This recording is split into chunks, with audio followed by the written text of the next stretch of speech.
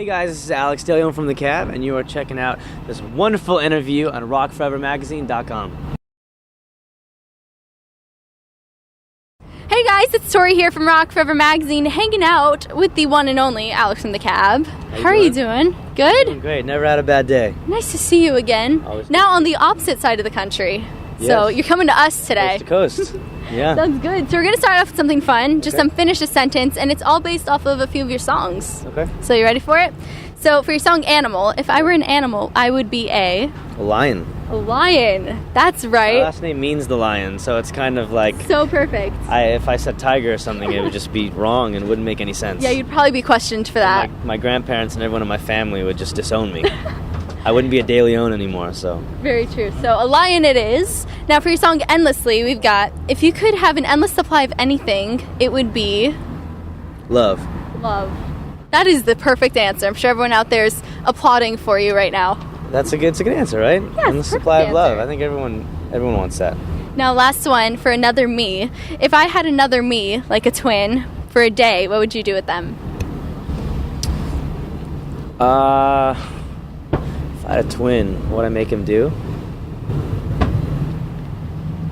Wow. I'd probably... Possibilities are endless. I think we would come up with this big secret plan to take turns touring, like at once, every other week. So like I could have like a week off and then tour for a week and then have a week off, but no one would know. No one would know that there was another me. So everyone would think that they were just hanging out with me. But in reality, half the time it would be like my crazy twin. That is an evil plan right there, sir. Great thinking. Yeah. Great mind right there. Yeah. Now, your album Symphony Soldier is out. Now, last time we spoke, it wasn't out yet. You guys were just putting the finishing touches on it. And I can excitedly say that the album's amazing. And there was just so much hype, so much talk about it as soon as it came out. So what was it like for you guys to see all that excitement right away? It was great. We worked really hard on it, and we didn't really know how people were going to respond. We didn't know if the fan base would still be there, if... You never know. You kind of just wish for the best. You kind of make the best album that you can make, and make an album that you believe in, and you hope kids respond well. Absolutely. So when we got a great response, it was just overwhelming, and we were just happy that all that time and all that work paid off. Yeah, absolutely. And it was so worth the wait, so worth it, because the album turned out awesome. And so we have a fan question here from Becky. She wants to know, what inspired you guys in the making of the album? I mean, that's such a widespread question. Every song, every note is inspired by something different. You know what I mean? There's not one specific thing that kind of inspired the whole album. The title for the album, Symphony Soldier, was just us battling through everything that we were facing in life at the time with our music. So I would say that as a whole, that's what pushed us to get the album done. And then our fans, we wanted to make it not only for us, but for our fans. Yeah, for sure. So when did the name Symphony Soldier come in? Where did the name come from? Like, how did you come up with that? I wrote a song like 4 years ago called Symphony Soldier. I don't even think anyone else in the band heard it. The secret song. Yeah, and I came up with the line Symphony Soldier, and it really meant a lot to me. Like, the meaning was something that I really believed in, and something that I considered myself to be. So I got it tattooed. Not even thinking it would ever be anything. I was like, I believe in that, and I'm gonna get it tattooed on me. And then a few years later, I don't remember who it was. Someone brought it up, and I was like, dude, that would be the perfect name for the album. And I think Marshall was just like, let's do it. So we just kind of went with it because it summed up everything that was going on. Yeah, for sure. And I know, didn't you have a Tumblr page, and that was the name of it, Symphony Soldier? Exactly. Yeah, so that was definitely there big was so for you. many things that, with me, that was Symphony Soldier, because that was such a key part of how I lived my life. That it was just only natural, I guess, for the album to be called that. And so exciting. You got to meet Justin Timberlake, who I'd say probably one of your idols, right? He's my idol, yeah. So any news on possibly working with him in the future? Because that'd be so cool. Yeah, I think it's just all timing issues. We obviously love him. He's told us that he wants to work with us and he's excited about it.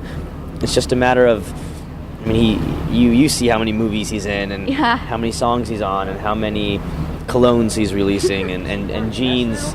He owns a Indy car, in the freaking NASCAR races. So it's like, he's the busiest guy in the entire world, and we're pretty busy ourselves on tour 10 months out of the year. So whenever the stars align and the time, there's like that window of time, we're gonna make it happen. I know. And what was that experience like for you to get to meet him and talk with him? It must have been really cool. I think the coolest part about it was he was just a good guy. You know, he was just like one of us. We were all just hanging out. We were talking about the Grammys at the time and Adele and how amazing she was, and we were talking about sports and music, and he's just a class act, you know, and just to know that someone that I really look up to in a way, is a lot of ways, just like me, it was definitely inspiring and definitely fueled me.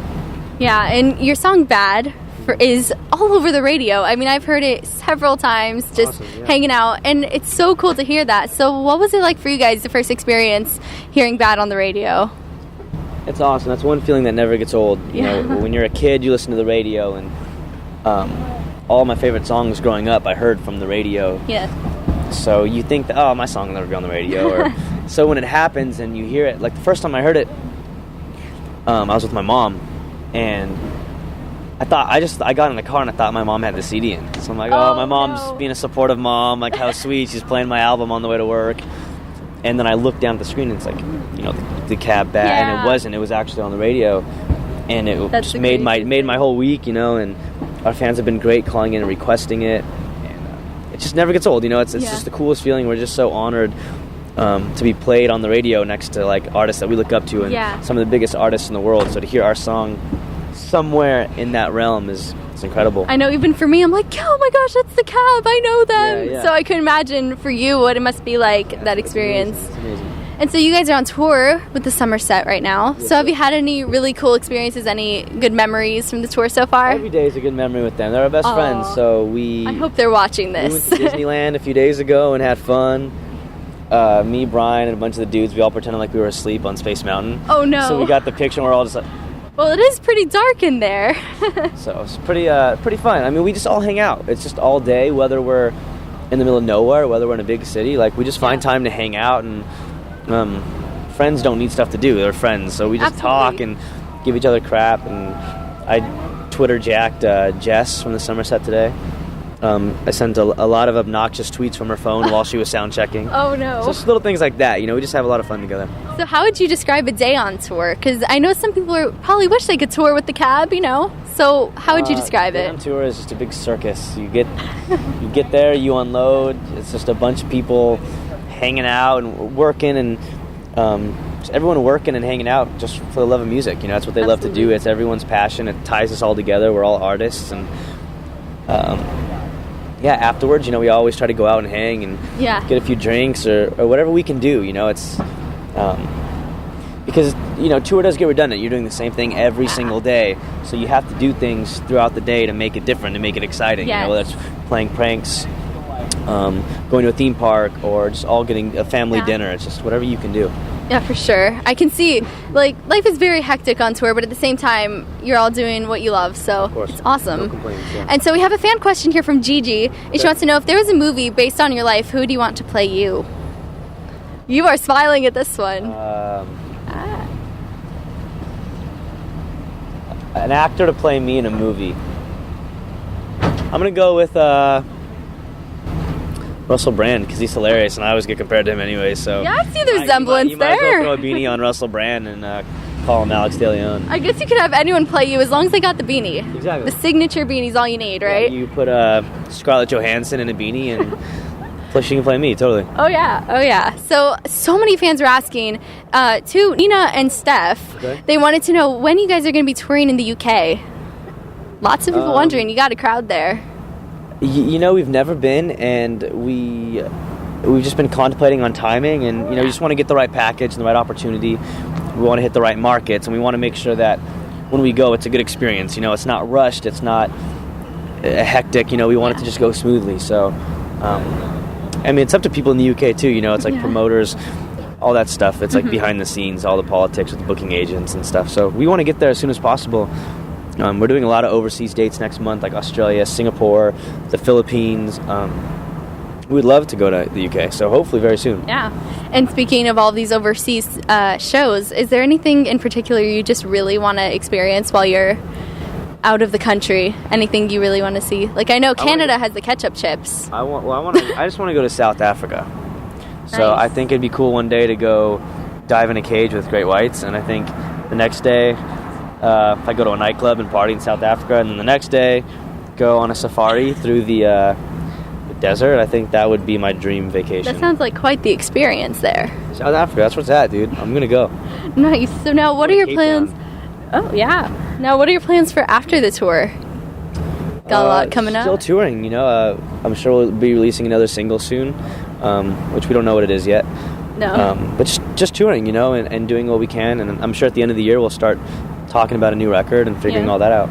Sounds like a plan. Looking forward to seeing everything coming up with you guys. Very nice to see you guys. Yeah, and internet is such a great way to keep in touch with fans. I mean, everyone's using it these days, clearly, with all these cell phones going around. But what is your favorite way to keep in touch with fans? Twitter. It's really quick and easy, and I'm not much for Facebook and MySpace, so just get on Twitter, and you know, I try to keep in touch as much as I can with the fans, and I think I do pretty good. I can't respond to everyone, but I definitely try. Like if people tweet me like, hey, like, what's your favorite flavor of jelly? It's like, I'm probably not going to respond. But if you know, people try talking to me or have, you know, just want to talk about things, I try my best to be there for as many people as possible. Well, now you know how to get his attention on Twitter. Don't ask him about peanut butter and jelly. No, just don't do that. Doesn't work. Well, thank you so much for hanging out. So awesome talking to you. Thank you. And to everyone watching, be sure to check out The Cab. Their album Symphony Soldier is out now, and we'll see you next time. Bye, guys.